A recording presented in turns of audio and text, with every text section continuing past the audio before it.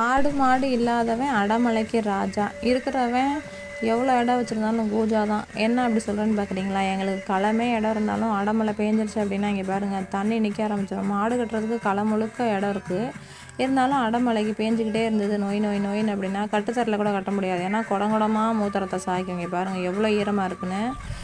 அதில் வேற எங்கள் கண்ணுக்குட்டிக்கு அம்மா வேற போட்டுருச்சு. இங்கே பார்த்தீங்களா மூத்திரத்தை ஊற்றி அதிலே நிற்கிதில்ல. சின்ன பிள்ளைங்க இருந்துச்சுனால துணிமணிக்கு பஞ்சமாக ஒரு வழியாக ஒரு மூட்டை துணிமணியை துவைச்சி கொடியில் காயப்பட்டாச்சு. இந்த மழையில் எவ்வளோ மழை பெஞ்சாலும் துவைக்கிற துணி துவைச்சு தான் ஆகணும். மழைக்கு இதமாக அப்படியே வெண்பொங்கல் சட்னி சாம்பார் எல்லாம் வச்சு சாப்பிட்டாச்சு. அடமழை பெய்தா நமக்கு ஒரு பக்கடாவோ பஜ்ஜியோ டீயோ போட்டு சாப்பிட்டுக்கலாம்.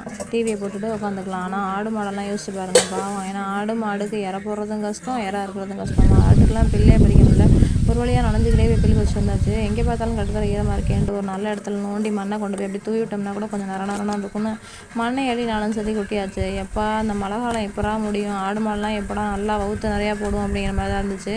எங்களுக்கு இந்த பிரச்சனை நல்ல இடம் நிறையா இருக்குது அப்படின்னு யாராலையும் சொல்ல முடியாது. ஏன்னா ஆடு மாடு இருந்துச்சு அப்படின்னா மழை காலத்துக்கு எவ்வளோ பேர் இருந்தாலும் கஷ்டம் தான். நீங்கள் எந்த சூழ்நிலை இருக்கீங்க அவங்க பண்ணுங்கள். வீடியோ செலக்ட் பண்ணுங்கள்.